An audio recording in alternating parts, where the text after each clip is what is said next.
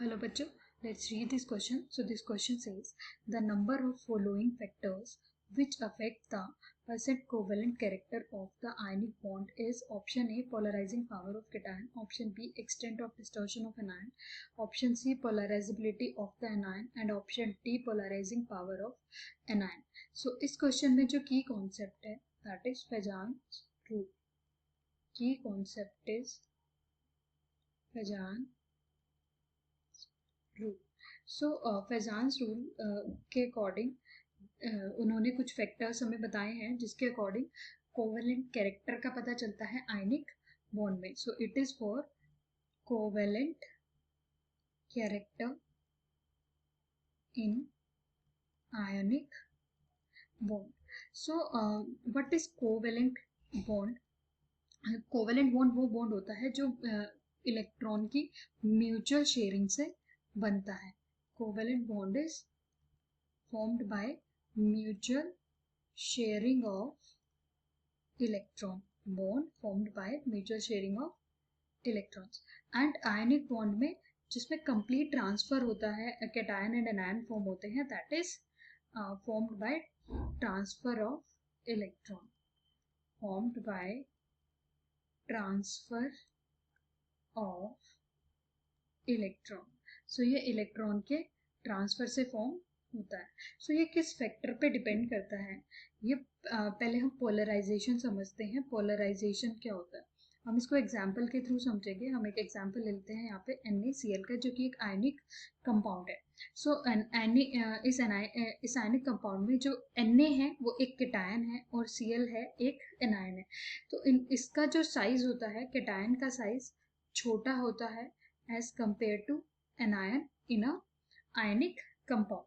सो इसका साइज छोटा होने की वजह से इसके जो इफेक्टिव चार्ज है वो हाई रहता है. इफेक्टिव न्यूक्लियर चार्ज इसका बहुत हाई रहता है. सो हाई इफेक्टिव न्यूक्लियर चार्ज इसका होगा. तो जब हाई इफेक्टिव न्यूक्लियर चार्ज बहुत ज़्यादा होगा वो इलेक्ट्रॉन को अपनी साइड मूव करेगा. सो यहाँ पे जो क्लोरीन के इलेक्ट्रॉन है वो Na की तरफ मूव होंगे ड्यू टू क्योंकि जो Na है उसका इफेक्टिव न्यूक्लियर चार्ज ज़्यादा है वो अपनी तरफ उसको खींचेगा. तो इसको बोला जाता है polarising power of cation.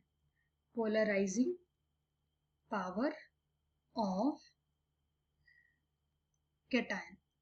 Polarising power of cation.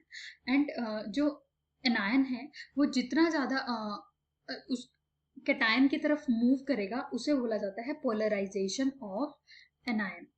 Polarisation of anion. जब वो मूव करेगा केटायन की तरफ उसको बोलेंगे हम पोलराइजेशन ऑफ एनायन. इससे जो एनायन है उसका जो शेप है वो भी क्या होगा? डिस्टोर्शन आएगा उसकी शेप में. तो जितना ज़्यादा डिस्टोर्शन आएगा उतना वो Na की तरफ मूव कर रहा है उतना ही ज़्यादा डिस्टोर्शन आता चला जाएगा उतना ही वो क्या होगा? कोवेलेंट कैरेक्टर हाई हो जाएगा. सो हाई कोवेलेंट कैरेक्टर हो जाएगा. सो पोलराइजेशन पे डिपेंड करता है. इसमें फैजान रूल के क्या उन पॉइंट्स थे उसको समझते हैं हम. फैजान्स रूल उनके अकॉर्डिंग जो कोवेलेंट कैरेक्टर है फर्स्ट वो डिपेंड करता है साइज ऑफ केटायन पे. साइज ऑफ केटायन पे कैसे डिपेंड करता है? साइज केटायन का जितना छोटा होगा उतना ही उसके ऊपर इफेक्टिव न्यूक्लियर चार्ज ज़्यादा होगा और उसकी पोलराइजेशन पावर उतनी ही ज़्यादा होगी. So small size of cation that means high effective nuclear charge and high polarisation power. उसका पोलराइजेशन पावर बहुत ज़्यादा हो जाएगा और पोलराइजेशन पावर ज़्यादा हो जाएगा तो कोवेलेंट कैरेक्टर उतना ही ज़्यादा हो जाएगा. High polarisation power and high covalent character. High covalent character. Second जो पॉइंट है वो डिपेंड करता है charge of cation.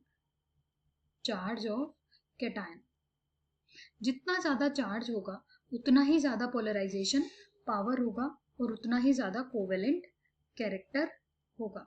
So high charge of cation more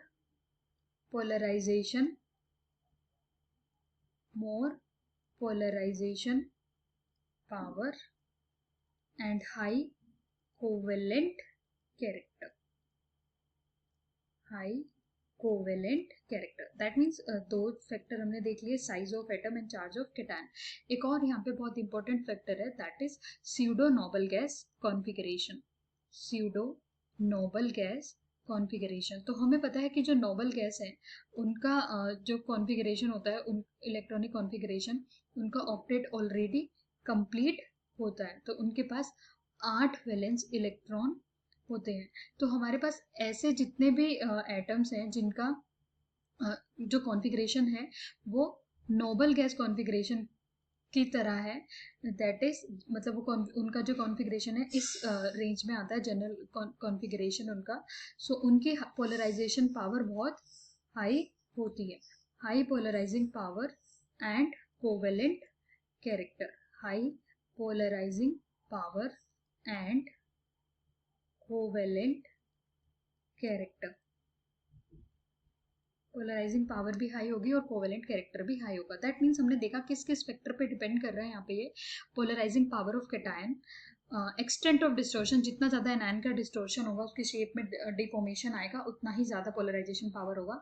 और पोलराइजेबिलिटी ऑफ द एनायन पे भी डिपेंड कर रहा है, पोलराइजिंग पावर ऑफ एनायन पे डिपेंड नहीं करता है। दैट मीन्स 3 फैक्टर हैं यहाँ पे जो रिस्पॉन्सिबल हैं परसेंट ऑफ कोवेलेंट कैरेक्टर के लिए आयनिक बॉन्ड में। सो यहाँ पे जो हमारा आंसर होगा 3।